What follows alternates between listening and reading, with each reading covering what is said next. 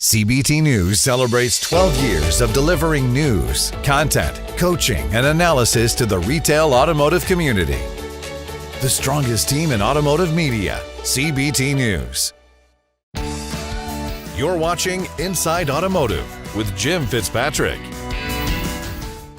Hey everyone, Jim Fitzpatrick. Thanks so much for tuning in to another edition of Inside Automotive right here at cbtnews.com. Nissan ended merger talks with Honda and is exploring other potential partnerships. What does this mean for the industry and Nissan dealers and Nissan consumers for that matter? Joining us now to discuss this further is Lauren Fix, automotive expert and the founder of Car Coach Reports. You've seen her here before on CBT News because she is so gracious to give us all this time here at the studio. We very much appreciate it. Lauren, welcome into the show. So glad you're here.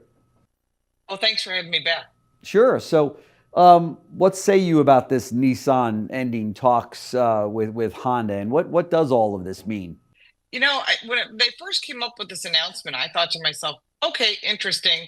But what it said to me was the Japanese government must be getting involved because Toyota partners with Mazda and with Subaru to share some content, and that helps all three brands, a rising tides kind of theory. Mm-hmm. So we knew that Nissan was in trouble, the number 3 brand in Japan.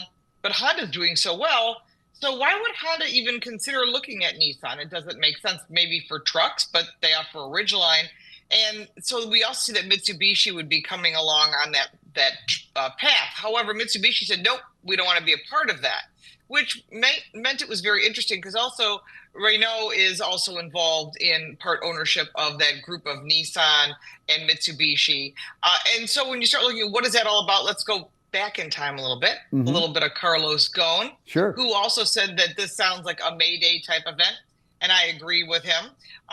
When Carlos Ghosn speaks, he's very smart. He is. I was a trainer for Nissan many years ago. When he came on board, we got a chance to sit one-on-one with him. Boy, wow. An impressive gentleman. Yes, for sure. Who saved Nissan. Yeah. But because I think that they were concerned about the French potentially taking them over, whatever that may have happened, they got rid of him. We don't know. We'll never know what the true story is. Right. My speculation is that they wanted to get rid of him. They were afraid of the French potentially owning a Japanese brand. There's a lot of culture involved there. Oh, yeah. They're very proud. Yep. And I get that and understand it. Yeah.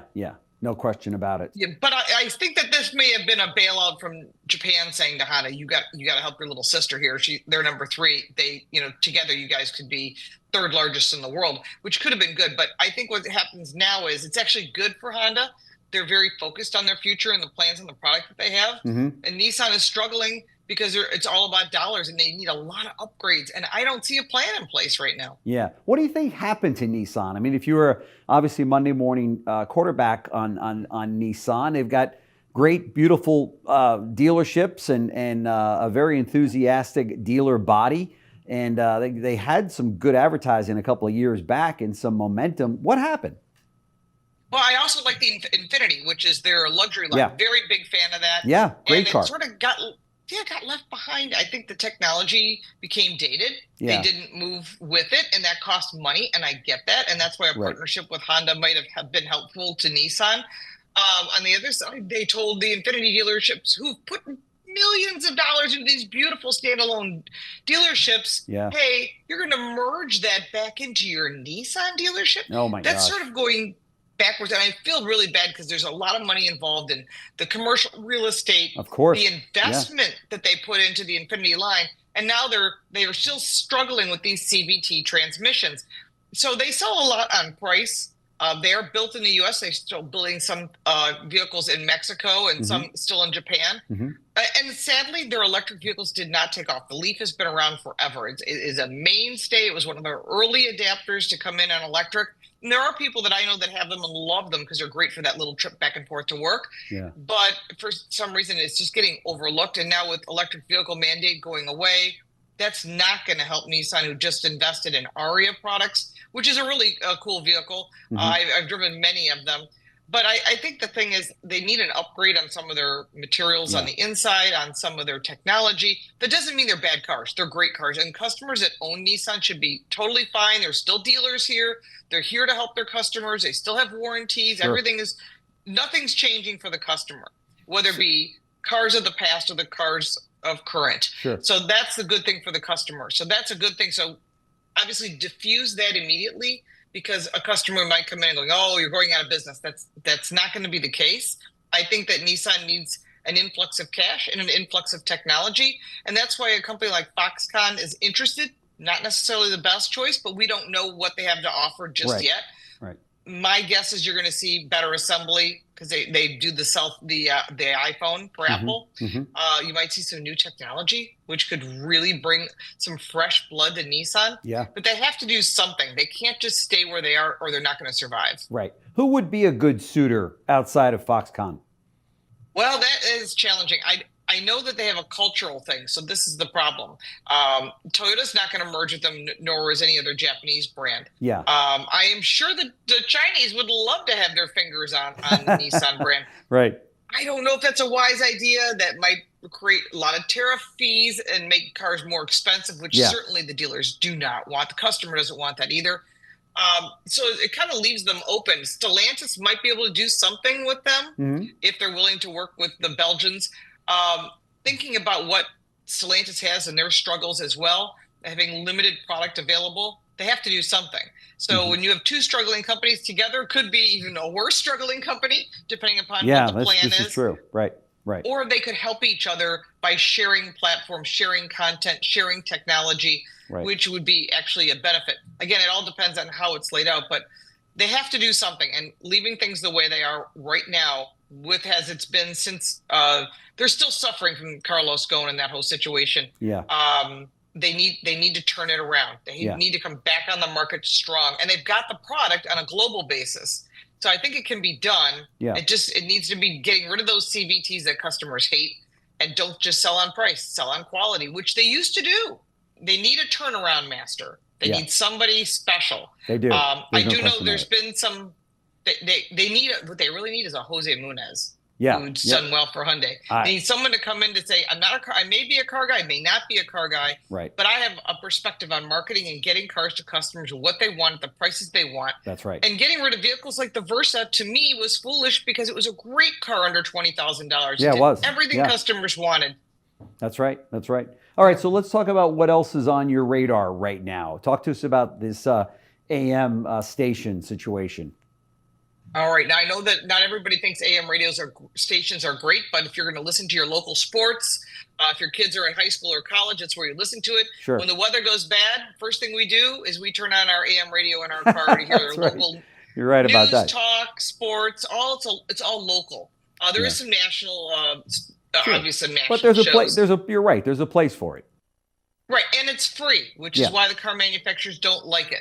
Now, I know the dealers like it because they want to sell on to people that want to be able to listen to what they want to listen to. Sure. And don't go with this, you can listen to it on your phone. If you don't have at least 2 bars of service, you can't, because I listen to a lot of podcasts, and I can't listen to them if I don't have at least 2 bars, and mostly a time I need Wi-Fi.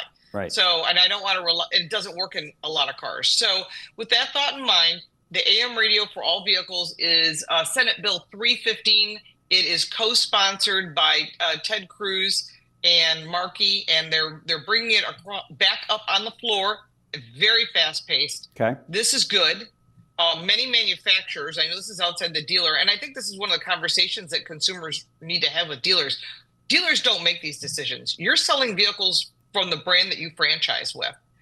And I've talked to so many people lately saying, car manufacturers are going to jack up the prices and the dealers are just going to follow suit. That's not necessarily true. So I think a conversation with customers, letting them know there is a difference between the dealers and what we do for our local communities and how we support our local communities. No question about it. No question. Versus what at a national level. So the AM radio for all is actually good. I have friends that are Cuban, and they love listening to the Cuban soap operas, which you cannot get anywhere else but on AM radio. So, I mean, that may be one thing. Maybe you love baseball. Yeah, baseball, whatever it might be. Right. But the fact is, if you don't have it, you may not be able to listen to what you want to listen to. And so this should pass quickly. I'm very excited about this. And how much could it really add to the cost of a car? I mean, to have it in there. I mean, what's the big deal, right? Well, the story is that they really don't want AM radio because they want you to pay for a subscription fee to satellite radio, to a Google-based something, Apple CarPlay, Android Auto, which they pay to Apple and to Android for putting it in their cars. Sure. So if they have to pay for it, they want to make money. It's about losing money on electric cars and offsetting that with subscription fees. Yes, so right. if I give you AM radio and FM radio, then you don't need to use your phone or the app that has a fee based to it. This is true. So this is how you offset that. Yeah. So you use the story the cover story is, well, these electric cars and all these hybrid cars, we can't get good signal. That is not true. I will call that poppycock. Right. Because as soon as Ford got the pressure from the masses, they immediately put it back in through a software update. And it works in a Mach-E, and it works in a Ford Lightning truck. So that's not true. They're trying to say, oh, it costs a lot for shielding. Wow. They've been dealing with this since the 50s. They know how to shield for AM radio. They just don't want to. They're looking for ways to cut corners, cut costs, and get you onto subscription, getting consumers onto customer-based subscriptions for whatever, whether it be Wi-Fi or some Google-based product. And that's the problem, as we know. That's right. If you had to pick one other thing on your agenda there or on your list of things that the dealer community and the consumer community need to keep their eye on here in this first quarter, what would it be? I want to see what's going on with these mandates, $7,500 tax credit. I'm still saying that Bernie Moreno needs to be our car czar. Yeah. I know he's one of us, which is great. Right. I love that. Car czar. I love it. Yep. Yeah, that's what he called it that. As a matter of fact, he even said that the electric vehicle mandate was absurd. He used a different word that was, I think he said catastrophically stupid, but I agree. Yes. But I've been saying that a lot, and I've taken a lot of heat from manufacturers for it. But I think what we need is to get a consortium, and I'm working on this now, of people in the industry and a few dealers that are not looking for the fame and fortune of being in the limelight. What we're really looking for is to get this messages to Lee Zeldin, to Sean Duffy, to Bernie Moreno, and let's try to make it so that the car manufacturers aren't in bed with the government, which is what the government believes. That's right. Even though, true or not, this is what the government believes, is that, and that the dealers are the enemy. And we don't want that. We want the customers to know the dealers are our business partners with you. We want to have a business relationship with our customers. That's right. And then we want the manufacturers to work with us, not against us. That's right. And Lauren Fix needs to be on that committee. Bernie, if you're listening to us, as I know you do watch CBT News, here's your first person that needs to be appointed on that committee, among others that we talk to here at CBT News. So Lauren Fix, automotive expert and founder of Car Coach Reports. If you haven't already, go to her website. You will love what you see. It's phenomenal. It's got all things automotive, and she's just an all-around great person. So Lauren, thank you so much for joining us. Really appreciate it. Anytime. Thanks so much for your time. Thanks. Thanks for watching Inside Automotive with Jim Fitzpatrick.